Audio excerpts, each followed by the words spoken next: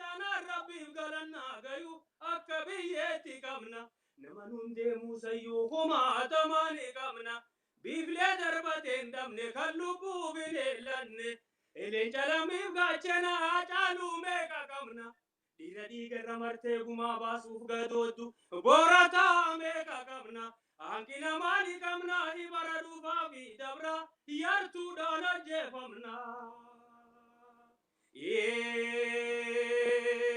Gabi mirgati gabi baratoni gafatu bilisumma da gafi njolle ngaba chajirtu gafi njolle da gafi abambiya gafatu dibshashumati gafi birmadu mabiyati riga malende bitu eroga hunda bininsa bara yuboyum arramale guyan nufi nafne oromo arramale guyan nufi nafne oromo diga kan konna diga lafe totinna lafa fonisani naraga awin ko kata soke irra hafunna fafa geirare balli khaya dusti kolletin salfadu ababo tuna gota abo kiya durgata bikasani nangadu farakato falmata diga kan konna diga lafe totinna lafa fonisani naraga awin ko kata soke irra hafunna fafa geirare balli khaya dusti kolletin salfadu ababo tuna gota abo kiya durgata bikasani nangadu farakato falmata yani madda gotuma ababo jabada oromo ya kawe sibila kawakalla ligida hangushte tiafani tufta owa gubala gabale boda situ arrado wemia tiruko ilma ayo jalchisetin sinaha geigarun ko egano le bigahimun kolole waheli kona wahalle kawen ko abamalle kawe ko ya kawale hanti sibila lele sibila wachafe daweli piso halele sinin dina firra halle kokombolche mirgangale alola nya baba di bo warana e gangaye diram fulle gatta e gando khasato he deke torra darade mirga hoka engahe yosungu yanko zahe ningeira olka e yagawe ya wahela ko wahalle sininda we halele geira rabalingale silanku be mambole garabinen sagale silubuna e wale irrenko irrangale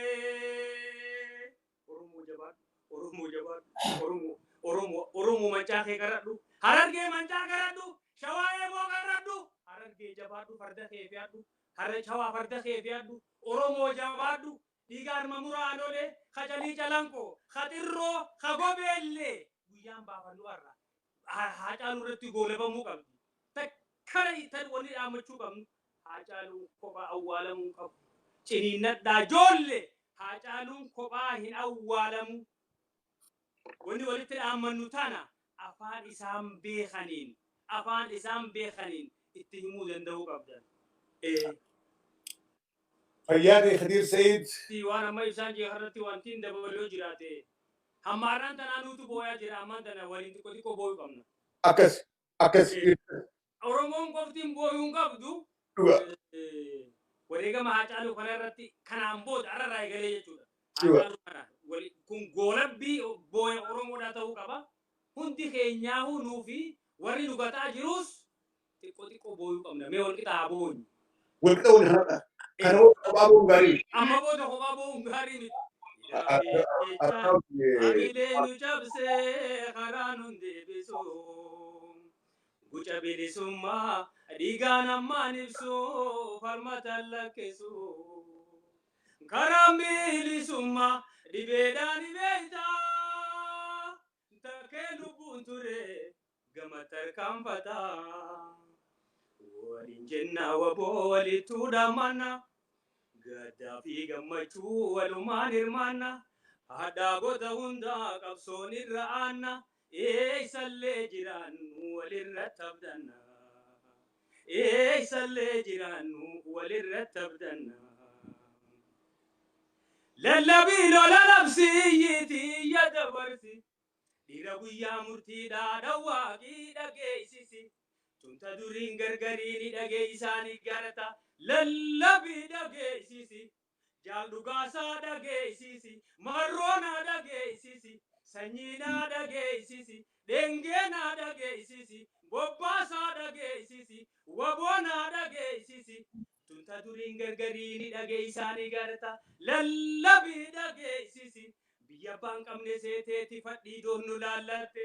Biyya abbaan qabne seeteeti nafxanyaan nu laallatte. Biyya abbaan qabne seeteeti nafxanyaan nu laallatte.